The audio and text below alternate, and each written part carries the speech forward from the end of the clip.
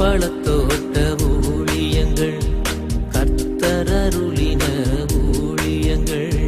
திராட்சை பழத்தோட்ட ஊழியங்கள், கர்த்தர் அருளின ஊழியங்கள். அவரில் இழைத்திருந்து கனி கொடுப்போம், கர்த்தர் வாய்க்க செய்வார்.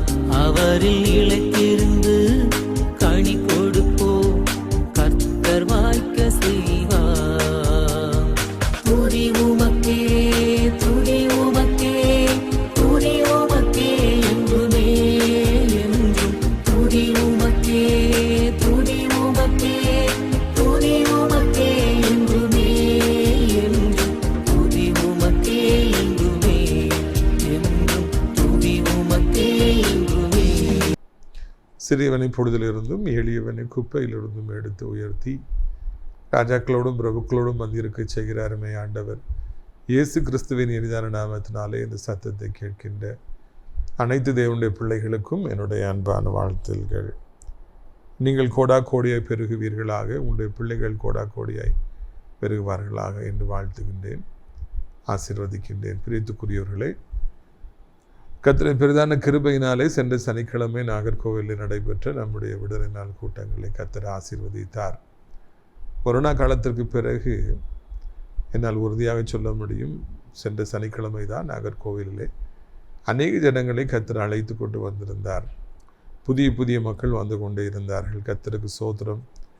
எல்லாருக்கும் இறுதியில் ஜெபித்த பொழுது ஆண்டவர் பெரிய காரியங்களை செய்தார், விடுதலை கட்டளையிட்டார். அநேக பிசாசுகள் அலறி அடித்து ஓடின.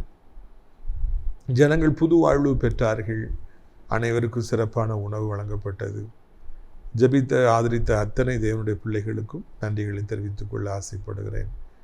பிரியத்துக்குரியவர்களே, அது மாத்திரமல்ல, இந்த சனிக்கிழமை நமக்கு இரண்டாவது சனிக்கிழமை இருக்கிறபடியினாலே கன்னியாகுமரி மாவட்டம் மார்த்தாண்டம் 8 மணி ஜங்ஷன் OMC ஹாலிலே வைத்து நம்முடைய விடுதலை நாள் கூட்டங்கள் நடைபெறும். ஒரே நேரத்தில் 2 கூட்டம் ஒரே கேம்பஸில் நடக்குது.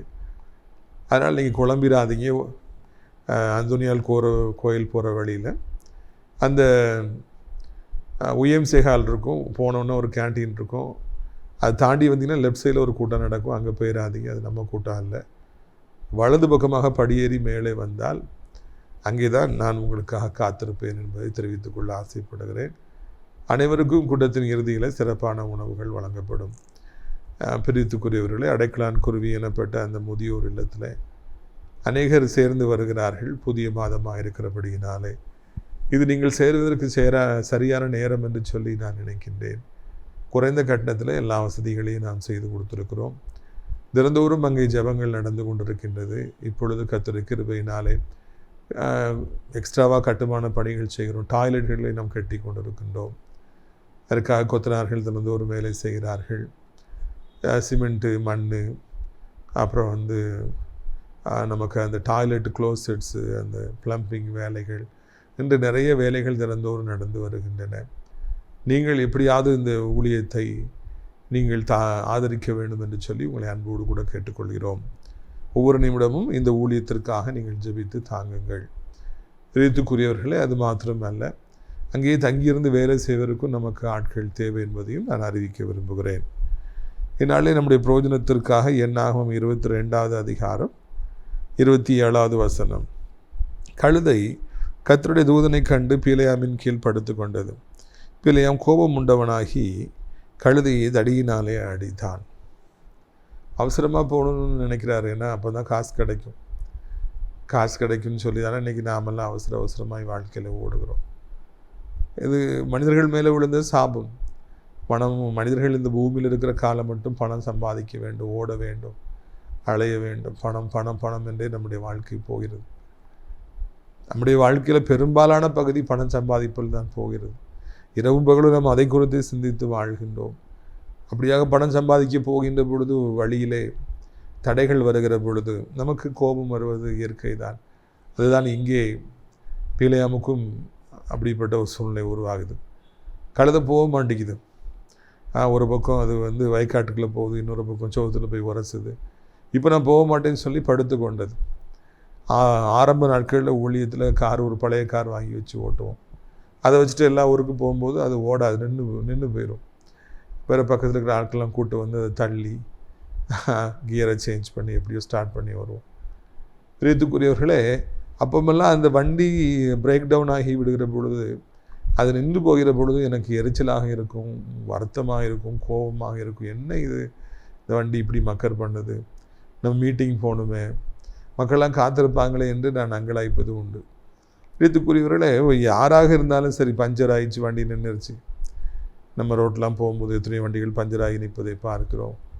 பிரேக் டவுன் ஆகி அப்படி நின்று விடுவதை பார்க்கிறோம். அதுவும் 4 வயசில் நின்றுச்சுன்னா அது மிச்ச வண்டிகளுக்கெல்லாம் மிகப்பெரிய ஆபத்தை கொண்டு வந்து விடும். சென்ற வாரம் கூட இப்படியாக பழுதாகி நின்ற ஒரு டிராக்டரில் மோதி நாசரேத்தை சார்ந்த ஒரு வாலிபர் மறித்து விட்டார் என்று கேள்விப்பட்டு அதிகமாக நான் வருத்தப்பட்டேன்.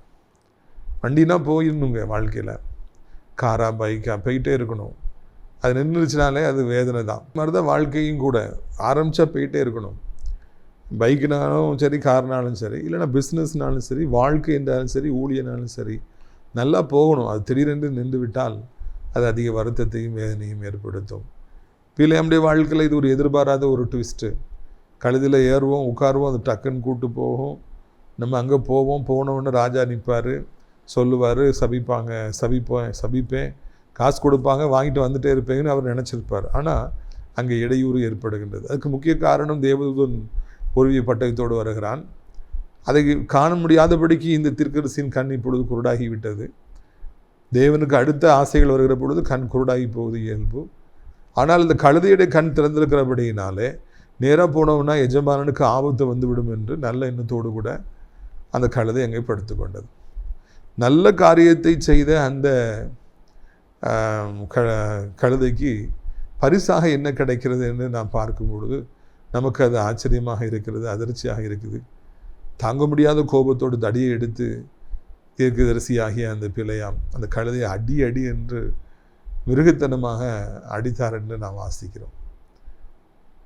யாருக்குமே அடிப்பதற்கு இந்த பூமியில் உரிமை தரல. பிள்ளைகளை அடிக்கலாம், அவங்க நல்வழிப்படணுங்கிறதுக்காக, அவ்வளோதான். மிச்சப்படி யாரையும் அடித்து என்ன ஆக போகுது? மிருகங்களை வதை செய்பவர்கள், மிருகங்களை மிருகத்தனமாய் அடிப்பவர்கள் எத்தனை பேர்கள் இந்த பூமியில் இருக்காங்க. எனக்கு தெரிந்து ஒரு மனிதர் எவ்வளவோ மாடுகளை அடி என்று அடித்து காயப்படுத்தி கால்கையெல்லாம் உடைச்சி விட்டுருக்கார்.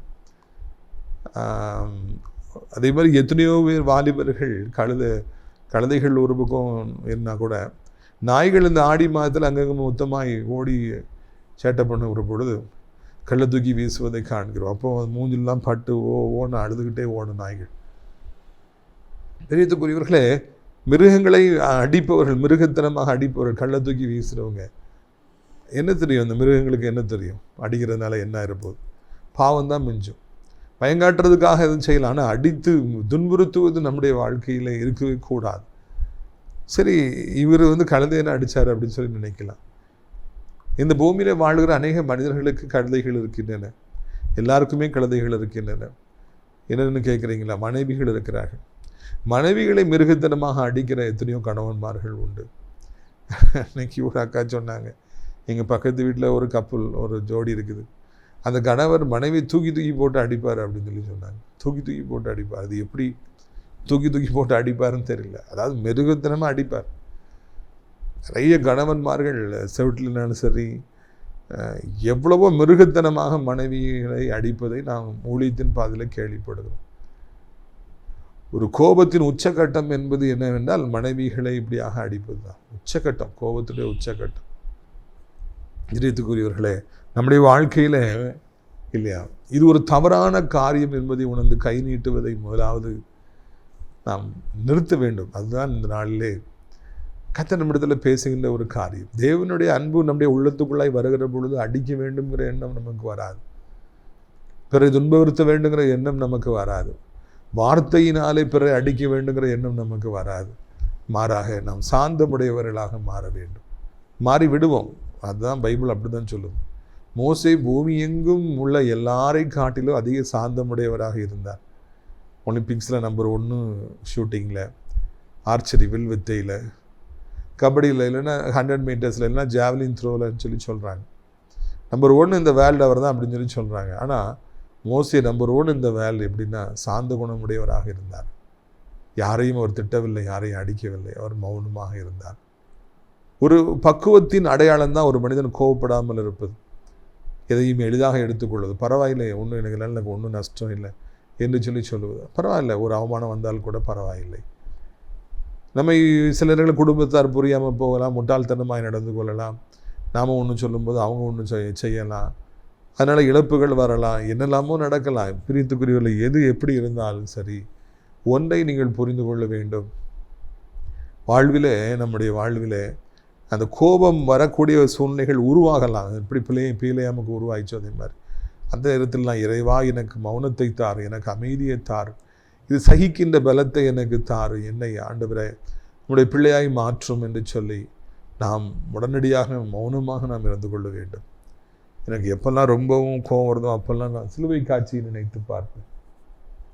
ஏசப்பா சிலுவையில் தூங்குறாங்க, அவரை எல்லாரும் அடிக்கிறாங்க, திட்டுறாங்க, பரியாசம் பண்ணுறாங்க, தாடி மயிரை பிடிச்சி இழுக்கிறாங்க, கல்லர்களோடு கல்லராய் அவரை அடையாளப்படுத்தி வச்சுருக்கிறாங்க. எவ்வளவோ வேதனையை ஏசப்பாவுக்கு அந்த நாட்களில் அந்த மக்கள் கொடுத்தாங்க.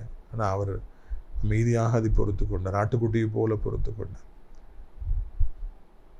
ஜபித்து கொண்டிருந்தார். சிலுவையில் ஆண்டவர் ஜபித்து கொண்டிருந்தார். இதை நாம் பார்க்கிற பொழுது நம்முடைய வாழ்க்கையில் ஒரு வெளியேற பெற்ற பாடத்தை நாம் கண்டுபிடிக்கிறோம். ஆண்டவர் இயேசு எங்கே, இந்த பீலையாம் எங்கே? தன்னை சுமந்து வந்த கழுதையை பீலையாம் அடித்தான், தன்னை காப்பாற்றிய கழுதையை அந்த பீலையாம் அடித்தான். நம்ம வாழ்க்கையில் அப்படியே நம்ம இருக்கணும். நமக்கு ஹெல்ப் பண்ணுறவங்களே நம்ம அடிக்கணும். நமக்கு நல்ல வழி சொல்கிற ஆசிரியர்களையும் பெற்றோர்களையுமா நம்ம எதுக்கணும். இப்போ காலேஜில் வேலை பார்க்குறதுனால தெரியும், ஒரு ஆசிரியர் ஆலோசனை கொடுத்தார், தண்டிச்சார்னாலே அந்த ஆசிரியர் மாணவர்களுக்கு எதிரி தான். பெற்றோர்கள் கண்டிக்கிறாங்க, இல்லைன்னா சர்ச்சில் பாஸ்டர் வாலிபரில் கடிஞ்சு கொண்டு பிரசங்கம் பண்ணுறாங்கன்னா உடனே மக்கள் எல்லாம் அவரை பகைக்கிறாங்க. இது என்ன கொடுமை ஐயா, இது என்ன கொடுமை. வாழ்க்கையில் ஒன்றை நாம் புரிந்து கொள்ள வேண்டும் இல்லையா? சுமக்கிறவர்களை அடிப்பவர்கள், இதுபோல் இந்த கழுதையை போல் சுமக்கிறவர்களை அடிக்கிறவங்க, உதவி செய்கிறவங்களை இல்லையா, சபிக்கப்பட்டு போவார்கள் என்பது சந்தேகமே இல்லை. நம்ம குடும்பத்தார் நம்மளை எவ்வளோ கஷ்டப்பட்டு நம்மளை கவனிக்கிறாங்க. ஊழியத்தில் எத்தனை பேர் நமக்கு உதவி கஷ்டப்பட்டு நம்மளை சுமக்கிறாங்க. அவங்களெல்லாம் ஒரு நாள் நம்ம வேதனைப்படுத்திடக்கூடாது, ஒரு நாள் வேதனைப்படுத்திடக்கூடாது. பெற்றோர்கள் பிள்ளைகளை அப்படி சுமக்கிறாங்க, அவங்க கஷ்டப்பட்டு படிக்க வைக்கிறாங்க, வேலைக்கு அனுப்புகிறாங்க. சம்பாதிச்ச பிறகு பிள்ளைங்க பெற்றோர்களுக்கு வயதாகும் பொழுது அவர்களை அவமரியாதை செய்கிறாங்க, அடிக்கிறாங்க, மிதிக்கிறாங்க. பெரிய சாபம், அது மிகப்பெரிய சாபம் என்பதை மறந்து விடக்கூடாது. எத்தனையோ பேர்களை நான் கண்டோம், அப்படியே அடிக்கிறவங்களை கண்டோம். ஆனால் அவங்க முடிவு என்னாச்சுன்னு சொல்லி பார்த்தா அதெல்லாம் வேதனையாக தான் இருந்தது. அதனால் கவனமாக நாம் வாழுவோம். ஒருபொழுது நம்மை சுமக்கின்றவர்களை அடிக்க மிதிக்க திட்ட நாம் துணியக்கூடாது. இதுதான் கர்த்தர் நமக்கு கற்றுக் கொடுக்கிற பாடம். பாருங்கள், என்னாகும் 22ஆம் அதிகாரம் 28ஆம் வசனம். உடனே கர்த்தர் கழுதையின் வாய் திறந்தார், அது பீலையாமை பார்த்து, நீர் என்னை இப்பொழுது 3 தரம் அடிக்கும்படி நான் உனக்கு என்ன செய்தேன் என்றது. உடனே ஆண்டவர் கழுதையுடைய வாய் திறந்துட்டார். அடி வாங்கிட்டு இருக்குது கழுதை, ஓன்னு கத்திருக்கும். நல்ல மனசோடு இருக்கிற கழுதையை அந்த மனுஷன் அடித்த உடனே ஆண்டவர் தாங்க முடியாமல் கழுதையோட வாய் திறந்துட்டாராங்க. கழுதை ஹியூமன் லாங்குவேஜில், மனுஷனுடைய பாஷையில் பிள்ளையோட நின்று பேசுது. என்னவே 3 தடவை என்னை அடிச்சு விட்டீரு, அவங்க என்ன தீங்கு செஞ்சேன்னு சொல்லி என்னை அடிச்சு விட்டீருன்னு சொல்லி கழுதை அங்கே மனிதனுடைய குரலிலே பிள்ளையோட பேசிச்சாங்க. பைபிளில் எவ்வளவோ அதிசயம் அற்புதம் இருக்குதுங்க. அதெல்லாம் பார்க்கும்போது நமக்கு மிக வியப்பாக இருக்கிறது. இங்கே மிக முக்கியமான வியப்பு என்னவென்றால், ஏற்றுக்குரியவர்களே, நமக்கு மிகவும் ஆச்சரியமாக, மிகவும் அதிசயமாக இருக்கிறது. என்ன அதிசயம் அப்படின்னா, ஒரு கழுதை மனிதனுடைய வாய்ஸில் பேசு அப்படின்னா தேவனால கூடாத காரியம் எதுவும் இல்லை. நம்ம வீட்டில் நாய் இருக்குது, காக்காக்கள் வருது, அதெல்லாம் கத்தும் குலைக்கும், ஒன்றும் பேசாது, எதுவுமே பேசாது. பேசுறதுக்கு அதிகாரத்தை ஆண்டவர் கொடுக்கல. பேசுனா எப்படி இருக்கும்? பயங்கரமாக இருக்கும் இல்லையா? அது மாதிரி தான் ஆண்டவர் கழுதைகளின் வாய்களை கூட திறப்பதற்கு வல்லமை படைத்தவராக இருக்கிறார். அந்த கழுதை புத்தி சொல்லுது, நீ என்னை ஏன் அடிச்சிரு, நான் உங்களுக்கு என்ன தப்பு பண்ணேன்? கழுதை பேசிச்சுங்கிறது முக்கியம். அதை விட முக்கியம்னா அது எவ்வளோ அருமையாக பேசுது பாருங்கள், எவ்வளோ அழகாக பேசுது. எதுக்கு நீ அடிச்சிங்க, நான் உங்களுக்கு என்ன தப்பு பண்ணேன்? கொஸ்டின் பண்ணுது. பெரிய அதிசயமாக இருக்கு இல்லையா? இன்றைக்கி நீங்களும் நானும் கூட ஒரு கழுதையை போல வாழலாம். நமக்கு பேச தெரியாமல் இருக்கலாம். பேச தெரிந்தவர்கள் எவ்வளோ பேர் இந்த பூமியில் இருக்கிறாங்க. அழகாக பேசுகிறவங்க இருக்கிறாங்க. வாயினாலே வடை சொல்கிறவங்க எத்தனை பேர் இருக்காங்க. நமக்கு ஒன்றுமே பேச தெரியாது. இருப்பினும் இயேசுவை நாம் நேசிக்கிற பொழுது, உதவி செய்கிற பொழுது, எல்லாருக்கும் உதவி செய்கிற பழக்கம் நமக்கு இருக்கும் பொழுது, உதவி செய்கிற நம்மை அநேகர் துன்பப்படுத்தும் பொழுது, அடிக்கிற பொழுது, ஆண்டவர் நம்முடைய வாயை திறக்கிறார். கழுதையாகிய என்னையுடைய வாயு, என் வாயையும் கூட ஆண்டவர் திறந்தார் என்று என்னால் உறுதியாக சொல்ல முடியும். I can say that God who opened the mouth of the donkey of Balaam opened my mouth also. அந்த கழுதையின் வாயை திறந்த அதே ஆண்டவர் தான் என்னுடைய வாயும் திறந்தார். எனக்கும் பேசவே தெரியாது. யார்கிட்ட எப்படி பேசணும், எதை பேசக்கூடாது, எப்படி நடந்து கொள்ளணும்னு சொல்லிட்டு நமக்கு தெரியவே தெரியாது. பிரியத்துக்குரியவர்களே, ஒன்றை நீங்கள் புரிந்து கொள்ள வேண்டும். அப்படிப்பட்ட என்னுடைய வாழ்விலும் கூட ஒரு நாளில் இயேசு வந்தார். அந்த இயேசுவை நான் இரட்சகராய் ஏற்றுக்கொண்ட பொழுது, நான் அவரை நேசிக்க ஆரம்பித்த பொழுது, ஒவ்வொரு நாளும் நேரத்தை ஒதுக்கி இடத்தை கண்டுபிடித்து ஆண்டவர் இயேசுவோடு நான் பேச ஆரம்பித்த பொழுது அவர் என்னுடைய வாயை திறந்தார்.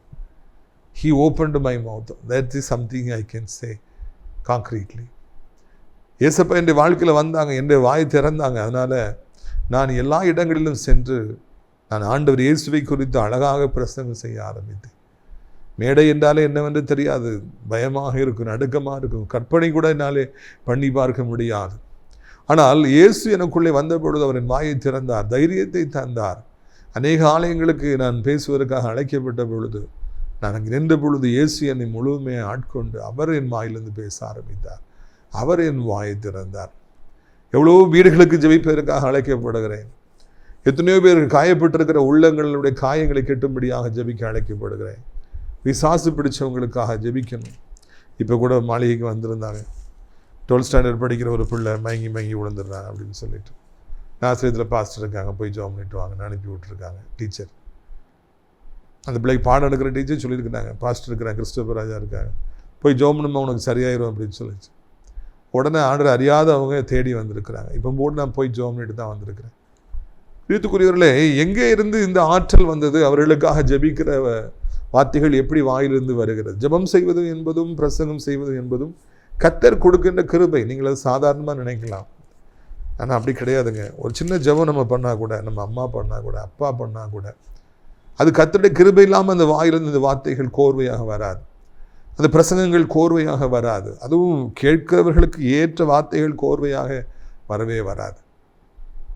இயேசு எந்த கழுதையுடைய வாய் திறக்கிறாரோ, யாருடைய வாய் திறக்கிறாரோ அவங்க தான் அழகாக பேசுகிறாங்க. அவங்க தான் எத்தனையோ பேருக்கு ஆறுதலாக இருக்கிறாங்க. அவர்கள் தான் அநேகருக்கு ஆச்சரியமாக இருக்காங்க, விடுதலை பெற்றுக் கொடுக்கிறவராக இருக்கிறாங்க. பிரியத்துக்குரியவர்களே, நீங்கள் ஒன்றை மறந்துவிடக்கூடாது. இயேசுவினால் எந்த கழுதையுடைய வாயை திறக்க முடியும் என்றால் உங்களுடைய வாயும் திறக்க முடியும்.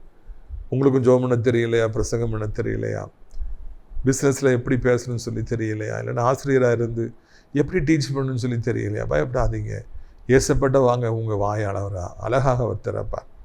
நான் உறுதியாக சொல்ல முடியும், எத்தனையோ வாலிபர்கள் இன்றைக்கு ஸ்டேஜில் ஏறதுக்கு பயப்படுறாங்க. ஸ்டேஜ் ஃபியர், பேச தெரியாது, மைக்கில் பேச தெரியாது. ஊரில் ஃபங்க்ஷன் நடக்கு, நீ பேசுனா, இல்லை நான் பேசலை. ஆசிரியர் செமினார் எடுக்க சொன்னால் நிறைய பேர் பேச மாட்டேன் பயப்படுறாங்க. தாழ்வு மனப்பான்மைகள், குற்ற உணர்வுகள் அவங்கள அப்படி பிரகாசிக்க முடியாதபடிக்கு தடுக்கின்றது. பிரித்துக்குரியவர்களே, எதுவும் எப்படியும் இருந்து விட்டு போகட்டும். இயேசுவண்டை வருகிற பொழுது அவருடைய வாயை அவர் திறப்பார். பேசுவதற்கு தேவையான ஆற்றலை அவர் நமக்கு அழகாக தருவார் என்பதுதான் இந்த நாளிலே நல்ல செய்தி. மூன்றாவதாக நான் பார்க்குறோம், என்னை ஏன் அடிச்சிட? நமக்கு என்ன தப்பு பண்ண? ஏதாவது தப்பு பண்ணால் நீ அடிக்கலாம். அந்த கழுதை கூட அது எவ்வளவு அழகான ஒரு கேள்வி ஒரு மனிதனிடத்தில் கேட்டது. தம் மாஸ்டர்கிட்ட, எஜமான்கிட்ட கேட்குதா, என்ன தப்பு பண்ணீங்க, நீ அடிக்கிறீங்க?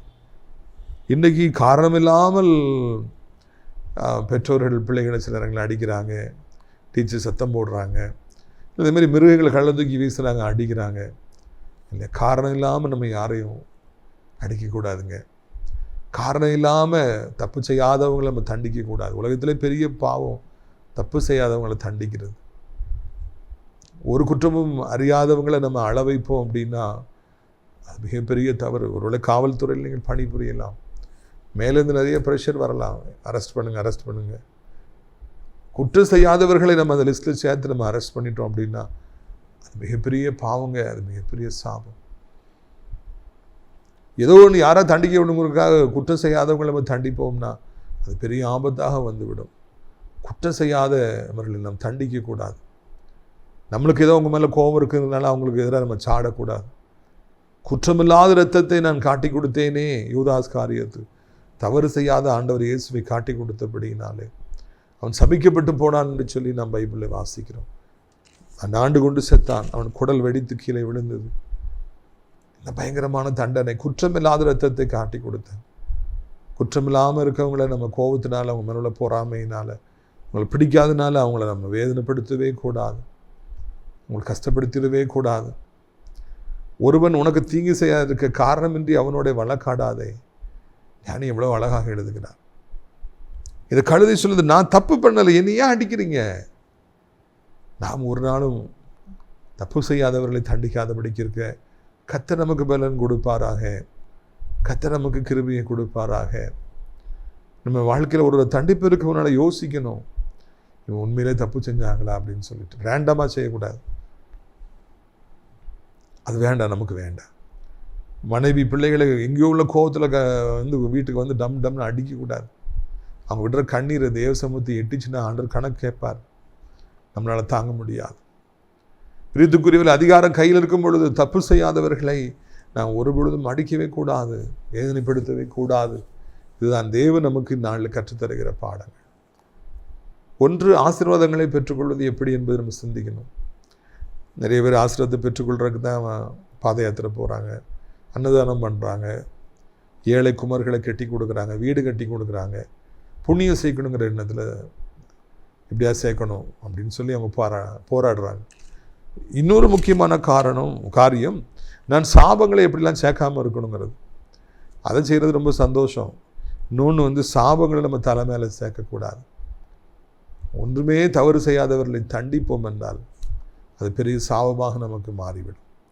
பிஸ்னஸ் நிமித்தமாக, இல்லைன்னா ஏதோ ஒரு காரணத்து நிமித்தமாக, இல்லை நம்ம பொறாமை நிமித்தமாக, இல்லை நம்ம பிடிக்கலைங்கிறதுனால அவங்கள்ட்ட போயிட்டு நம்ம எதுவுமே செய்ய வேண்டாம்.